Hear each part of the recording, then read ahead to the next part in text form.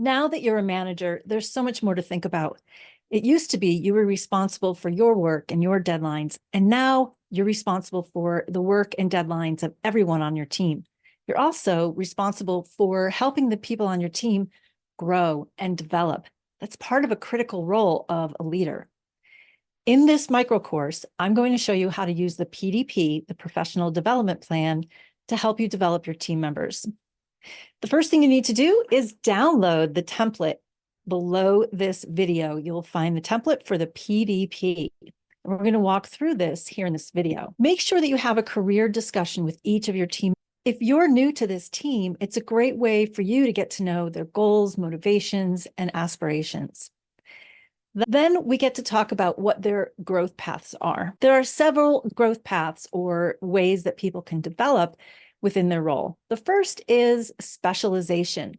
Maybe they're not interested in growing up in the organization, but rather becoming a very deeply knowledgeable subject matter expert, or SME. We call this specialization. An example of this would be a software developer who would love to master algorithms and machine learning. They want to be recognized as an authority in their field who can solve complex problems or be very, very specialized in a particular niche. Another growth path is diversification. Maybe someone wants to widen their perspective and widen their expertise. An example of this would be someone on a marketing team who wants to be an expert at SEO and writing copy and social marketing and web design and HTML and all things marketing. So they're becoming very versatile because they're an expert in multiple domains or areas of their industry. It could be that they want to grow into a leader just like you, and you get to mentor them based on what you're learning and how you're developing in your role. Another possible growth path is to be a project leader.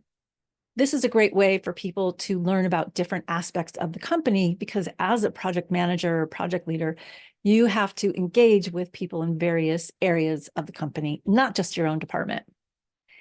And it's possible they want to help others grow as a trainer or a mentor or a coach. Now that you've had a conversation about where they aspire to be in 2 to 3 years, you can start to look at the gaps of the skills, knowledge, and expertise that they need to acquire. This is the next part of the PDP.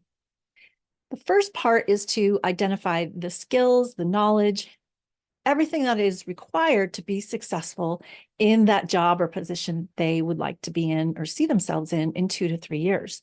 Then you can look at the skills, knowledge, and expertise they currently have so that you can plan to fill those gaps. It's basically a gap analysis. Where do they want to be? Where are they today?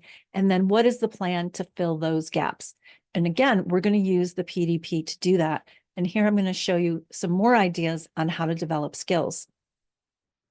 We know from the Center for Creative Leadership, CCL, that when people are developing skills, particularly leadership skills, there's 3 ways that we fill those gaps of the knowledge and the skills. The first is through formal training. It might be short micro learning classes like this one.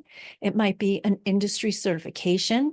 It could be an internal training program or industry training again, or perhaps it's external training like an external leadership development program, or it could be a technical program. The 20% is the next category of how we develop skills.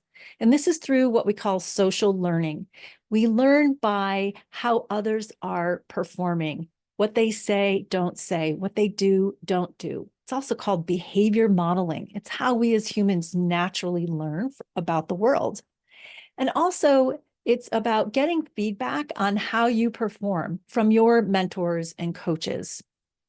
And then 70% of how we develop our skills is through on-the-job experiences. It's taking on challenges. It's addressing crises and getting through them on the other side.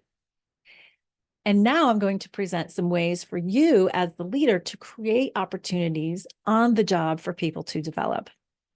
The first is pretty simple. I call it sending a protege to the meeting.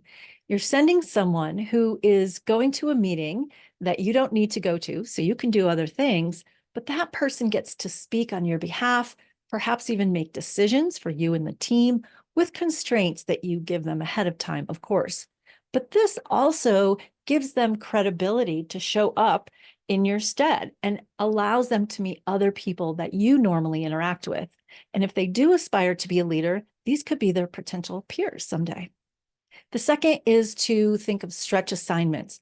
What would widen the perspective or skills for the person? What would help them require knowledge that they wouldn't get if they didn't have this stretch assignment? Role enlargement is another possibility. It's where you can give them tasks to take on that aren't normally part of that job description. It's not normally in that box.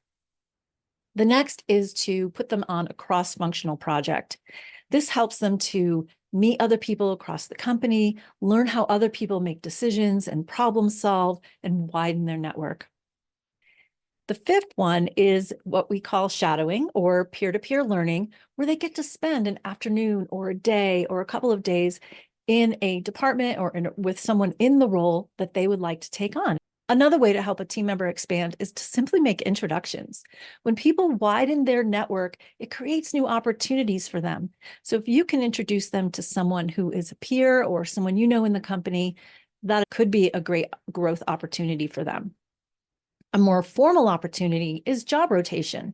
You may need to work with your human resources department to see if there's a way for them to spend some time in different areas of the company. General Electric was very good at this in the 90s. When they had high performers who were aspiring to be leaders, they put them in different locations and in different areas of the organization. So they got to see how GE operated at a very high level in the different areas. And a very simple way is to have someone lead a meeting or present on at a team meeting, or again, at a meeting that you would normally present at. In the spirit of learning from others or social learning, I'd like to hear what has worked for you to develop team members. Leave a comment below as you're liking this video and subscribing to the channel so you don't miss any micro trainings on developing leadership skills.